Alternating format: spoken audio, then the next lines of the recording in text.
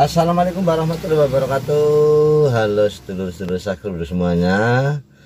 Pada kesempatan kali ini kita akan berbagi pengalaman, berbagi informasi masih bersama Suzuki Karimun Kontaktor. Ini kita akan terus bahas, kita akan bahas tentang EPS lur. Nah, sebelum kita membahas EPS, jangan lupa seperti biasa, yang belum subscribe kita tunggu subscribe-nya, dan jangan lupa ketuk tanda loncengnya sehingga nanti sedulur semuanya akan mendapatkan notifikasi atau informasi pada saat kita mengunggah video yang baru lur.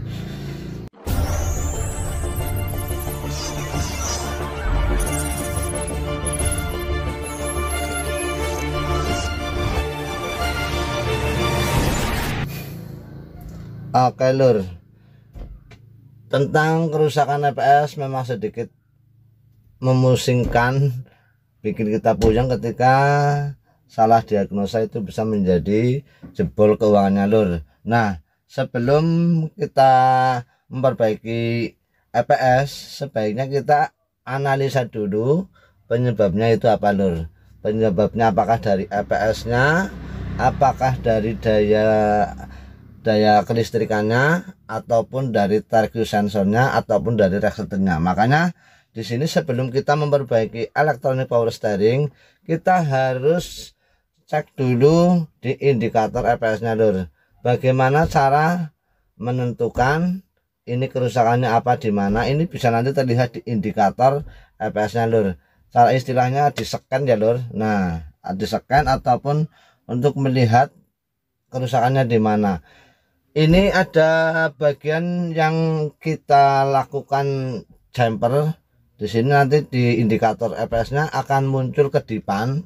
Nah, kedipan-kedipan itu nanti yang menjadi patokan kerusakan EPS-nya itu di mana. Apakah EPS-nya masih normal? Apakah kerusakannya di thermal sensornya atau resistornya ataupun di daya listriknya. Nah, caranya gini lur.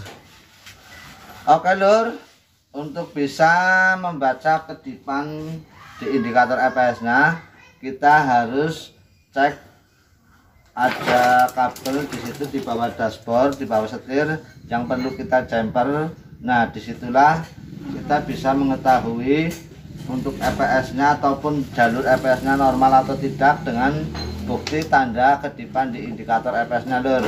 Sebelum kita melakukan servis, kita harus baca dulu kedipannya EPS itu berapa sehingga kita tahu mana yang harus ditangani ataupun apa yang harus kita betulkan. Bagian sini lur yang perlu kita jumper lur. Nah, ini di sini lur. Di sini kita lihat ada semacam soket ya lur. Di sini ada soket kabel 2 warna biru lerek putih. Biru lerek putih sama hitam lur. Nah, ini tinggal kita jumper ya lur. Ini kabel biru lerek putih, kemudian kita jumper dengan yang warna hitam.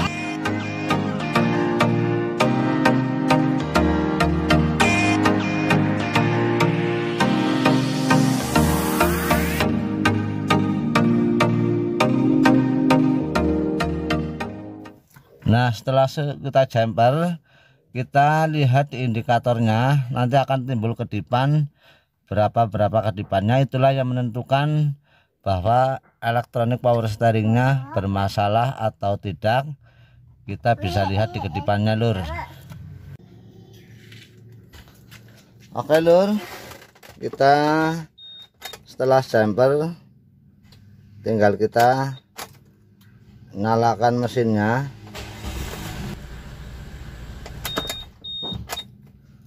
Nah, ketika pada mobil Karimun Kotak EPS-nya bermasalah, nanti di sini akan timbul berapa kedipannya.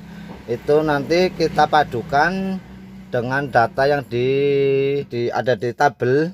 Nanti kita samakan yang mana yang sesuai berapa kedipan-kedipannya. Disitulah kedipan itu yang menentukan bagian mana yang bermasalah, sehingga kita tidak perlu kesana kemari ataupun semuanya diobrak-obrak, tapi kita bisa langsung fokus pada bagian mana yang bermasalah sehingga tidak terjadi salah diagnosa dalam mengatasi EPS yang bermasalah.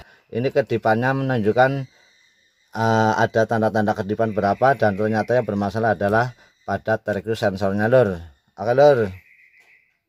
Oke lur, itulah tadi cara membaca kedipan di indikator EPS yang menentukan yang menentukan EPS-nya masih bagus atau tidak, menentukan apabila ada kerusakan di mana kita harus memperbaikinya, bagian mana yang harus diperbaikinya, sehingga dalam perbaikannya bisa tepat sasaran lur. Kita hanya berbagi informasi, berbagi pengalaman, semoga bermanfaat bagi sedulur-sedulur semuanya. Kita hanyalah bengkel desa yang masih banyak kekurangannya, yang masih banyak butuh belajar. Dan jangan lupa buat sedulur semuanya yang nonton video ini, jangan lupa kasih like biar kita tetap semangat lur. Terima kasih, mohon maaf yang besar-besarnya. Wassalamualaikum warahmatullahi wabarakatuh.